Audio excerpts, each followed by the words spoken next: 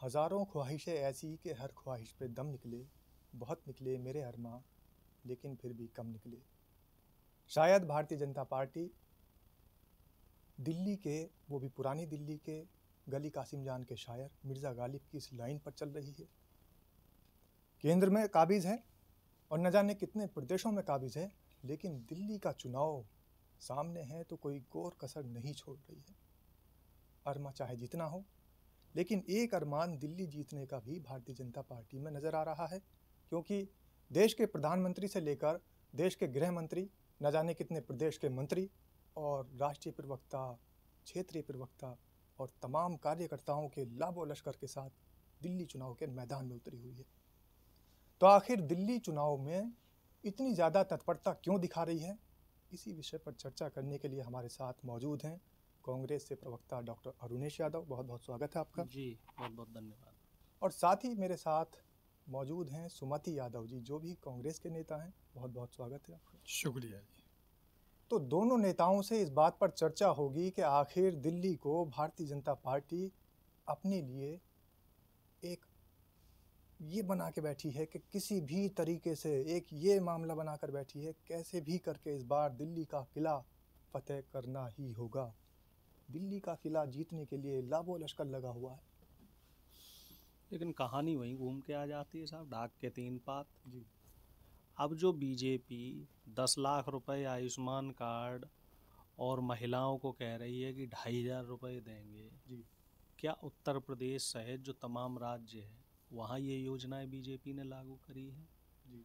जो तमाम रोजगार के लिए कह रहे हैं साहब दिल्ली में बम्पर रोजगार देंगे, तो 2014 से मोदी जी कहाँ थे? क्योंकि दिल्ली केंद्र शासित प्रदेश है और दिल्ली की जनता समझदार है, पढ़ी लिखी है, संविधान के महत्व को जानती है। अच्छा, संविधान आप भी लेकर चल रहे हैं? आप भी का क्या मतलब है भाई? संविधान तो हर व्यक्ति को लेके चलना चाहिए, आपको भी लेके चलना चाहिए। हाँ, हमने तो पढ़ रखा है। क्योंकि संविधान अगर आपके पास है तभी आप सुरक्षित हैं। बिल्कुल। नहीं तो इस देश में तो ऐसी ऐसी चीजें चल रही हैं, हम आपको क्या बताएं। आप अमृतसर चले जाओ, जहां आम आदमी पार्टी की फुल फ्लैश सरकार है, वहां बाबा साहब की मूर्ति खंडित करी जा रही है। जी। आप कुंभ चले जाओ तो वहां साधु महात्मा ये कह रहे हैं कि ये नया उनका कौन सा सनातनियों का एक संविधान, हिंदू संविधान और जाने क्या सनातन राष्ट्र। अच्छा, कोई और संविधान बन चुका है? बन रहा है, डेट डिक्लेयर कर दी है, मार्च में कब वो आ रहा है साहब।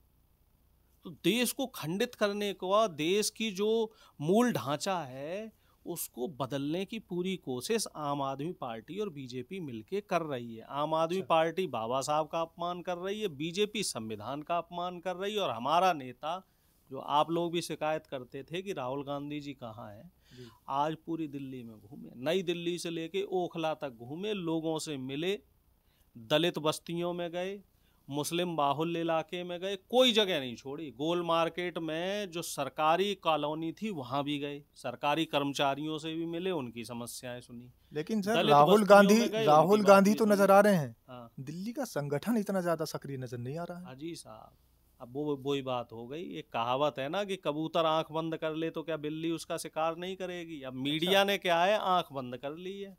दिल्ली का पूरा संगठन पिछले 3 महीने से सड़क पे है जी। आप हमें बताइए, क्या देवेंद्र यादव ने पूरी दिल्ली का चक्कर नहीं लगाया? दिल्ली जोड़ो यात्रा नहीं हुई? अच्छा, एक एक गली, एक एक कूचा दिखाया गया। केजरीवाल जी के मोहल्ला क्लिनिक। देवेंद्र यादव तो खुद चुनाव लड़ रहे हैं। मैं उन कार्यकर्ताओं की बात कर रहा हूँ जो कि नजर आने चाहिए थे। डीपीसीसी के अंदर जो सन्नाटा पड़ा रहता था, पे है सन्नाटा। डीपीसीसी में तो ये है कि सड़कों पे कार्यकर्ता, कार्यकर्ता घर घर जाके वोट मांग रहा है। बस हमारे पास मीडिया नहीं है, हमारे पास सोशल मीडिया है। तो आप सोशल मीडिया पे देखेंगे, ट्विटर पे देखेंगे, फेसबुक पे देखेंगे, यूट्यूब पे देखेंगे, तो आपको हकीकत दिखेगी। बीजेपी का कार्यकर्ता है, वो भी ये कह रहा है कि शीला दीक्षित का टाइम बढ़िया था। अच्छा, आम आदमी पार्टी वाला भी कह रहा है कि ठीक है हमारी मजबूरियां हैं, लेकिन शीला दीक्षित का टाइम बढ़िया था और कांग्रेस की योजनाएं बढ़िया थी। लेकिन प्रधानमंत्री नरेंद्र मोदी तो ये कह रहे हैं कि दिल्ली में भाजपा की सरकार आई तो 24 घंटे बिजली तो मिलेगी ही, लेकिन बिल उसका 0 होगा। अरे मोदी जी दिल्ली से लगा हुआ यूपी है, वहाँ देख लें साहब। यूपी में सबसे महंगी बिजली है और योगी बाबा ने एक नया फतवा शुरू कर दिया है, कह रहे हैं साहब दिल्ली दिन की बिजली के रेट अलग होंगे, रात की बिजली के रेट अलग होंगे और बिजली 20% और महंगी होगी। तो जरा पहले मोदी जी को हमारी आपके चैनल के माध्यम से गुजारिश है कि मोदी जी जरा योगी जी को संभाल लें।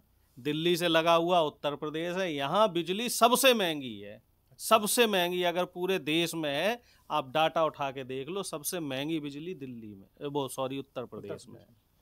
और उमेश यादव जी तो कह रहे हैं कि बिजली जो भाजपा शासित प्रदेश हैं उनमें बड़ी महंगी है, जब वहाँ पर बिजली का बिल मुफ्त नहीं कर पाए तो फिर वो दिल्ली में कैसे करेंगे। लेकिन वो ये भी कह रहे हैं कि सिलेंडर की कीमत भी घटा देंगे, 500 रुपये का सिलेंडर देंगे दिल्ली वासियों को। मध्य प्रदेश के चुनाव में, राजस्थान के चुनाव में इन्होंने जो वायदे किए थे, ज़रा पता कर लीजिए श्रीमान जी कितने पूरे कर दिए हैं।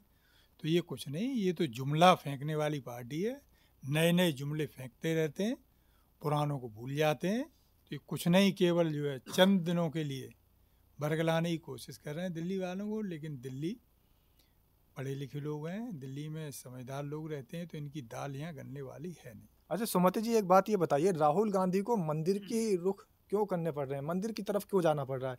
मंदिरों में भी जा रहे हैं, लेकिन अब दलितों के मंदिर भी जा रहे हैं। चुनाव जीतने वाली बात है या कुछ और? नहीं, इसको दूसरे एंगल से देखिए ना आप, जो क्यों नहीं वो मंदिर जाए, जो है किसी एक व्यक्ति ने ही मंदिर जाने का वो ले रखा है क्या, जो है ठीक है, हाँ, उसी को पूरी वो है कि वही जा सकता है, हम ना जा सकते। ये मंदिर जाने का तो अधिकार हमें इसने दे रखा है। अच्छा, हाँ, ये तो राहुल गांधी जी वाली किताब है, ये आपको दे दी क्या उन्होंने? ये मान लीजिए इस किताब ने हमें वो अधिकार दे रखे हैं कि हम किसी भी मंदिर जा सकते हैं, किसी भी गुरुद्वारे जा सकते हैं। आप हमारे साथ ये कह के भेदभाव नहीं करोगे कि आप जो अब वाल्मीकि जी के मंदिर क्यों गए साहब, जो अरे गए, हमारी मर्जी है, हमें वो अच्छे अभिव्यक्ति की आज़ादी है। बिल्कुल अभिव्यक्ति। इसका मतलब आप जो है राहुल गांधी जी जो संविधान की किताब लेके घूम रहे हैं, तो आपने भी पढ़नी शुरू कर दी है। अभिव्यक्ति की आज़ादी है और धार्मिक स्वतंत्रता भी ये हमें देती है। अच्छा। कि राहुल गांधी कहीं भी बिना रोक टोक के आ जा सकते हैं। इसी चीज़ की तो कुछ लोगों के पेट में मरोड़ उठती है कि ये क्या बवाल है, ये तो जिन चीज़ों को हमने धीरे धीरे दफन करने की कोशिश करी थी, ये तो फिर उन चीज़ों को खाड़ लाएं। यही तो नहीं चाह रहे कुछ लोग। कुछ लोग तो चाह रहे हैं कि समाज में गैर बराबरी बनी रहे, लेकिन राहुल गांधी हमारे नेता हैं, उन्होंने ये ठान लिया है कि जब तक समाज में बराबरी नहीं आ जाएगी हम ऐसे ही लगे रहेंगे। राहुल गांधी दिल्ली में कह रहे हैं कि मोहब्बत की दुकान, जो उन्होंने पहले भी कहा था कि वो खोल के रहेंगे, तो क्या नफरत इतनी ज़्यादा बढ़ गई है कि मोहब्बत की दुकान खोलने की ज़रूरत है? नफरत तो इतनी बढ़ गई है कि लोगों के फ्रिज चेक करते हैं जाके घर घर में, जो है कि इनके फ्रिज में क्या क्या रखा है। फ्रिज क्यों चेक करते हैं साहब? ये नफरत नहीं है, क्या है, क्या रखा है, ये क्या खाते हैं, कपड़े कैसे पहन रखे हैं। जिस देश का प्रधानमंत्री ये कहता हो कि मैं तो कपड़े देख के ही पहचान लेता हूँ, तो ये नफरत नहीं है, क्या है? जो है भाई कोई कैसे ही कपड़े पहन सकता है, ये तो उसकी स्वतंत्रता है, जो है ये संविधान ने दे रखी है। ये स्वतंत्रता जो है, कपड़े पहनने की भी आज़ादी है हमें। ये नहीं कि साहब आप जो कह देंगे हम वही करेंगे। देश को आप एक रंग में नहीं पोत सकते साहब। तो आप ये मान लीजिए ये जुमले हैं और लोग समझ रहे हैं कि ये तो इलेक्शन के लिए जुमला है, फिर पलट जाएंगे ये तो। बाकी आप देख लो जो इन्होंने घोषणा करी थी, सिलेंडर वाली बता रहे हो आप ऐसे मान लो कि इनकी इतने आधे से ज़्यादा देश पे ये इनकी स्टेट में गवर्नमेंट है, जो जो इन्होंने ये जुमले उछाले हैं, इनमें से ये कितने राज्यों में दे रहे हैं, कहाँ कहाँ ये दे रहे हैं, महिलाओं को पैसे कहाँ दे रहे हैं। तो घोषणा पत्र की बात सुमति जी कर रहे हैं, और उमेश जी घोषणा पत्र से एक बात और याद आ जाती है, भारतीय जनता पार्टी ने जो घोषणा पत्र जारी किया है इस बार, तो हमेशा की तरह नहीं किया, गृह मंत्री जी ने उसको जारी किया है इस बार, तो बदलाव होने तो बहुत ज़रूरी है जी। गृह मंत्री जी से एक चीज़ ध्यान आई, गृह मंत्री जी तो उल्टी गंगा बहा रहे हैं। कल आपने गृह मंत्री जी की कुंभ की डुबकी देखी? जी बिल्कुल। साधु महात्मा उनको जो है पानी डाल रहे हैं क्योंकि वो डुबकी नहीं लगा पा रहे। पाप के भागी बनेंगे गृह मंत्री, और पाप की भागी बन रही है पूरी भाजपा। कल से तमाम ऐसे वीडियो वायरल हो रहे हैं कुंभ में जो अव्यवस्थाएं हैं उनको लेके। अच्छा। लोग कह रहे हैं कि वीआईपी के लिए आपने अलग से रोड बना रखी है और हमें 12-12 किलोमीटर चला रहे हैं, और कुंभ से सारी चीज़ें दिल्ली में आ रही हैं। सोशल मीडिया का ज़माना है, दिल्ली की जनता सब देख रही है कि कैसे ये धार्मिक आडंबर करके उसके अभी तो नाम आपने पर जो अभी आपने अरुणेश जी संविधान दिखाया था, अभी क्या ये तो और हमेशा ही रहेगा। ठीक है रहेगा। आपने कहा अभिव्यक्ति की आज़ादी है, संविधान सबको धर्म की बात बताता है और धर्म मानने के लिए, तो अगर अमित शाह वहाँ जा रहे हैं तो क्या उनको आज़ादी नहीं है? नहीं जाइए, लेकिन आप साधुओं से साफ खुद को जो है नहलवा रहे हो। आप ढंग से ना हो ना, जो डुबकी लगाने की एक हमारे परंपरा है। सनातन धर्म में जो प्रक्रिया है उस प्रक्रिया को फॉलो करो। अखिलेश यादव ने डुबकी लगाई, लगातार एकदम 11 डुबकियां लगाई। इसके अलावा अच्छा, तमाम राहुल लोग गांधी भी जाएंगे कुंभ नहाने के लिए? नहीं जाएंगे अभी? हाँ बिल्कुल जाएंगे, बसंत पंचमी को जाएंगे जहां तक मेरी जानकारी है। अच्छा, तय सब हो चुका जाएंगे, है। सबको जाना चाहिए। जो नेता जिसकी अपने धर्म के प्रति आस्था है उसको जाना चाहिए। जो बेचारा जा सकता है वो जाएगा। अब मान लीजिए आम आदमी के लिए वह व्यवस्थाएं नहीं है तो वो कैसे जा पाएगा। खैर ये अपने चर्चा का विषय नहीं है, अपना तो दिल्ली चुनाव का है। जी। और हम आपको बता रहे, गृह मंत्री हो चाहे प्रधानमंत्री हो चाहे केजरीवाल हो, ये सब एक ही थाली के चट्टे बट्टे हैं। कोई सांपनाथ है तो कोई नागनाथ है। दोनों ने दिल्ली की जनता के साथ धोखा किया है। दिल्ली की जनता फ्री को बिजली, जो फ्री पानी, नहीं, फ्री यात्राएं। आप एक बात देख लो, फ्री बिजली जो दे रहे हैं तो वो झुग्गी बस्तियों वालों से बात करो, कितनों को मिल रही है। जो आम आदमी का कार्यकर्ता है उसी को मिल रही है। भाजपा जो तो ये मान भी कह लीजिए रही है कि जो बीजेपी और फ्री, कांग्रेस का कार्यकर्ता उसे नहीं मिल भाजपा तो रही। ये भी कह रही है कि जो फ्री बिजली और फ्री शिक्षा दी जा रही है इसकी भी जांच होकर और जो इसके पात्र हैं सिर्फ उन्हीं को मिलेगी ये सुविधा, बाकी खत्म कर देंगे। जांचें तो बीजेपी शासित राज्यों में भी होनी चाहिए। जांच मध्य प्रदेश, उत्तर प्रदेश से तमाम राज्यों में होनी चाहिए कि बीजेपी की जो योजनाएं हैं क्या वाकई उनका लाभ हर व्यक्ति को मिल रहा है। जांच एक प्रधानमंत्री मोदी के ऊपर भी होनी चाहिए कि प्रधानमंत्री ने अब तक अपने चुनावी भाषणों में क्या क्या बातें कहीं और उनमें से कितनी बातों को, कितने वादों को वो पूरा कर पाए। जो होली दिवाली फ्री सिलेंडर तमाम राज्यों में कर बांटते तो दिया, फिर तमाम रहे हैं। सड़कें बनाई हैं, टनल्स नहीं, बनाए तमाम हैं, जो भारत मंडपम बनाया सिलेंडर है, पे आ रहा हूं। एयरपोर्ट की छत अरे बनाई है। रुको तो सही, आपने भी हमें लग रहा है कहीं पैकेज ले लिया है बीजेपी से, तो उसकी तारीफ करते ही नहीं। जो अगा काम रहे हो किए आप। गए हैं तो काम कौन सा बोलता है। काम किया गया है आप ये बताइए। टनल नहीं बना दिया क्या भारत प्रधानमंत्री ने? मंडपम जो बनाया वो बरसात में उसकी कलई भी खुल गई। अच्छा, और जो आप टनल की बात कर रहे हो, पहली बरसात में पूरा टनल स्विमिंग पूल बन गया। आप कैसी बात कर रहे हो? आप एयरपोर्ट की बात कर रहे हो। वो तो एयरपोर्ट से ठेकेदारों की गलती है। एयरपोर्ट में जब बरसात हुई तो कई लोगों की मृत्यु हो गई, कई ऑटो वाले वहां दब गए, कई टैक्सी ड्राइवर वहां दब गए।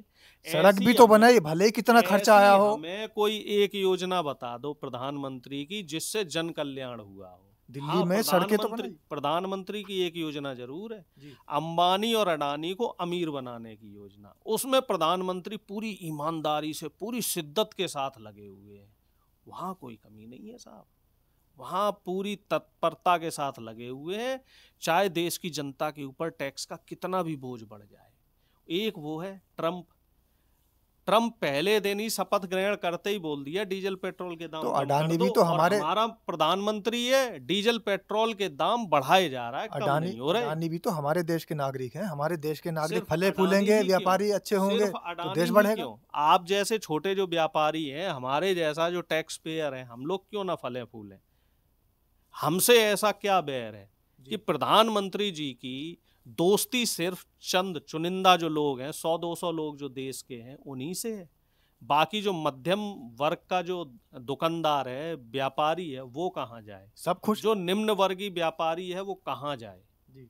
अगर वो सब खुश हैं तो प्रधानमंत्री 240 सीटों पे कैसे रह गए? 400 क्यों नहीं ला पाए? 300 क्यों नहीं ला पाए? उनका झूठ का पुलिंदा भी बिल्कुल खुल चुका है। तो आप क्या कह रहे हैं, दिल्ली में भी यही बिल्कुल हालात होंगे? दिल्ली में कांग्रेस सरकार बनाएगी साहब, आप देखते जाओ। आम आदमी पार्टी और बीजेपी दोनों के पैरों तले जो जमीन है वो निकल जाएगी इस बार। कांग्रेस नेता का दावा है कि कांग्रेस दिल्ली में सरकार बनाएगी, लेकिन सरकार कौन बनाएगा ये तो जनता तय करेगी, क्योंकि जनता ही जनार्दन है और जनता का फैसला ही सर्वोपरि होगा।